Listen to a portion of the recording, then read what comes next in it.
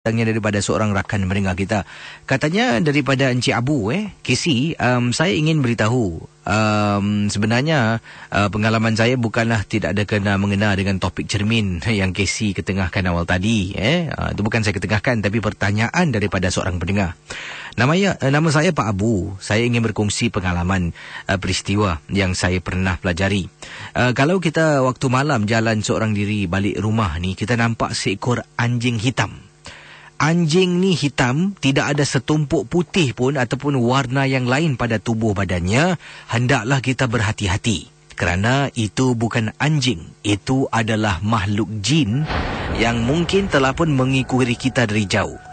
Jadi sekiranya ternampak makhluk anjing hitam, tidak ada setumpuk putih pun di badannya, kita harus membaca surah, tak nak sebutlah ya, ... ini. Sebelum kita langkah kaki, masuk ke dalam rumah, baca 3 kali dan langkah kaki kanan, terus tutup pintu. Kemudian kalau perlu, kita masuk ke tandas, ambil wuduk untuk tenangkan jiwa yang tak tenteram. Dan katanya di sini, sebab saya pernah ternampak kisi peristiwa ni berlaku pada saya.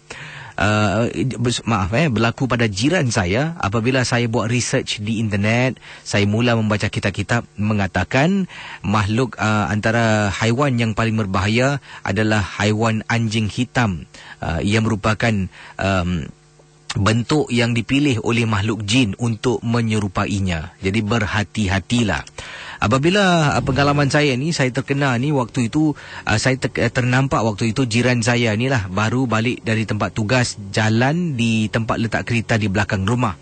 Saya pula berada di tingkap dapur. Sedang saya tengok kapak tu, saya nampak di belakangnya ada seekor anjing hitam kisi.